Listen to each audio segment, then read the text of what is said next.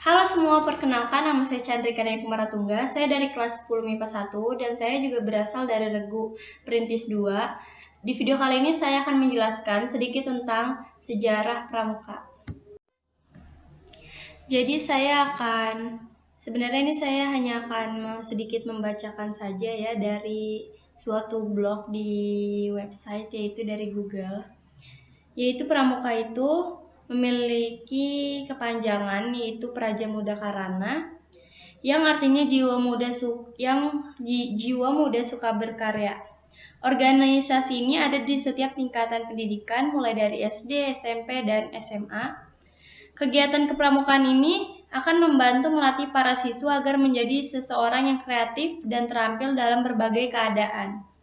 Tak hanya itu, di dalamnya pun akan membantu para siswa mendapat bimbingan kebangsaan dan nilai-nilai luhur dalam kehidupan. Ada banyak sekali agenda kegiatan yang dapat dilakukan jika menjadi anggota pramuka. Mulai dari berpartisipasi mengikuti perlombaan, mengikuti perkemahan, hingga mengikuti jambore tingkat nasional maupun internasional.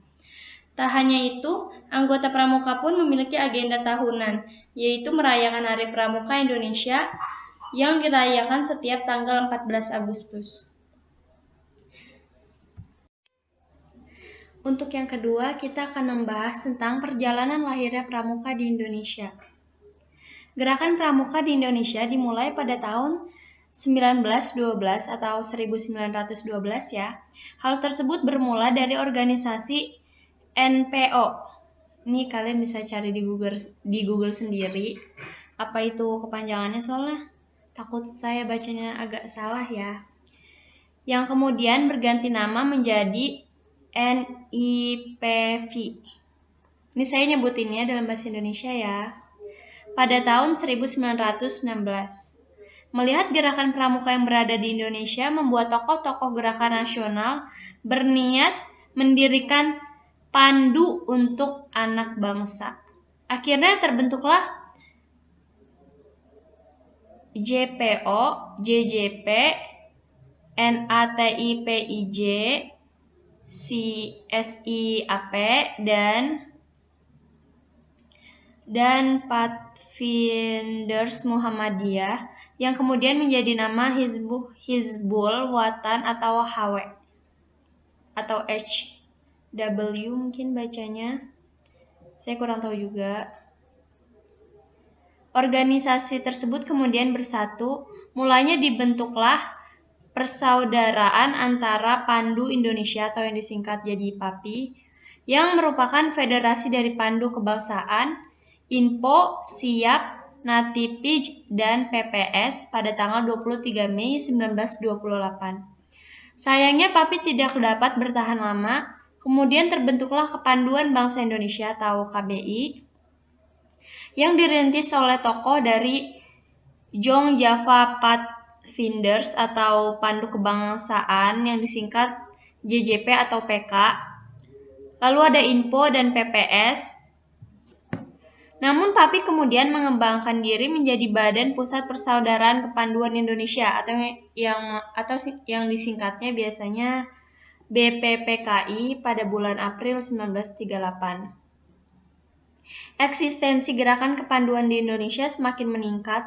Hal tersebut membuat banyak gerakan kepanduan bermunculan di Indonesia pada tahun 1928 sampai 1935. Gerakan tersebut ada yang bernafas kebangsaan maupun agama juga ada.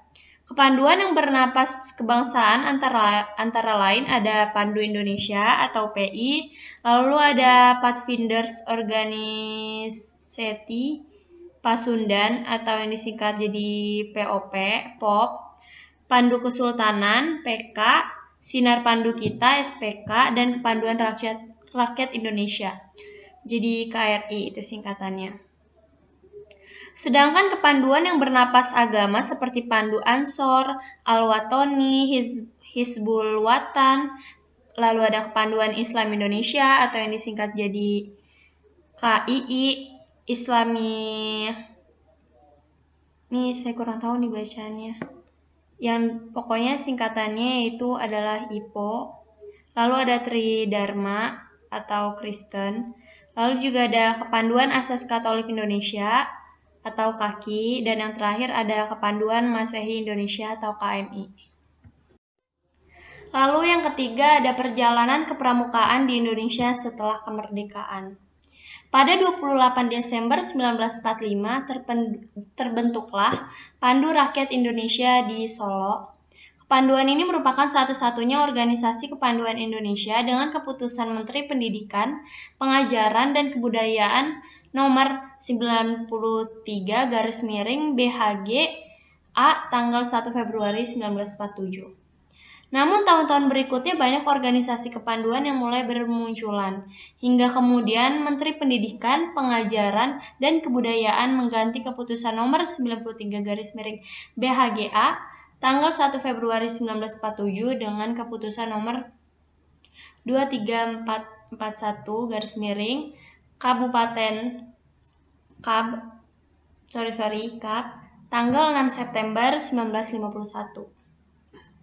Hal ini memungkinkan organisasi kepanduan lain selain Pandu Rakyat Indonesia, contohnya terbentuknya IPINDO, Ikatan Pandu Indonesia, pada 16 September tahun 1951.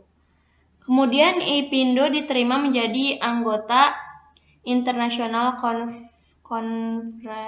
Conference atau Organisasi Kepanduan Sedunia, mewakili Indonesia masuk dalam Far East Regional Scout Officer pada tahun 1953. Lalu pada tahun 1954 terbentuklah organisasi Popindo, Persaudaraan Organisasi Pandu Putri Indonesia dan PKPI, yaitu Kepanduan Putri Indonesia, yang melebur menjadi Perkindo, yaitu Persatuan Kepanduan Indonesia.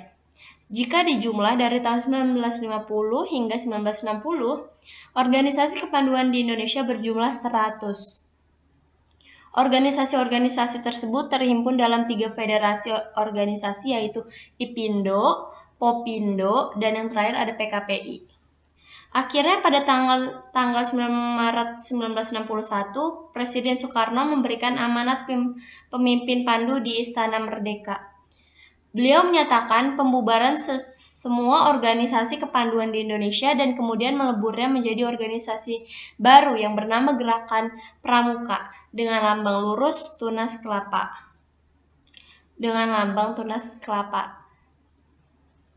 Maka terciptalah Kepres nomor 238 tahun 1961 tentang Gerakan Pramuka yang pada tanggal 20 Mei 1961 ditandatangani oleh Presiden RI Insinyur Juanda karena Presiden Soekarno sedang berkunjung ke Jepang.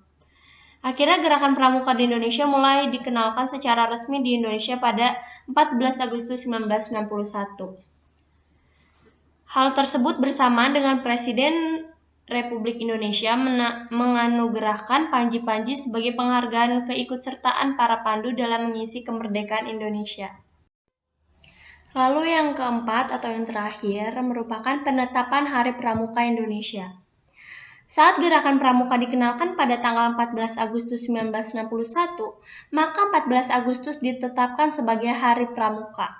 Setiap tahunnya seluruh anggota Gerakan Pramuka se-Indonesia akan memperingati hari tersebut. Sejarah Pramuka di Indonesia cukup panjang dengan berbagai organisasi. Walau begitu, perbedaan tersebut akhirnya berhasil bersatu menjadi satu kesatuan. Selamat Hari Pramuka untuk seluruh anak Indonesia. Walaupun ini saya ucapinnya udah agak telat ya, tapi begitu aja. Jadi saya ini sebenarnya membaca dari blog di salah satu website yaitu Google. Jadi untuk kalian bisa kayak lebih jelasnya mungkin kalian bisa coba cari info dari YouTube atau dari manapun kalian bisa cari tahu, atau nanya ke guru kalian juga bisa.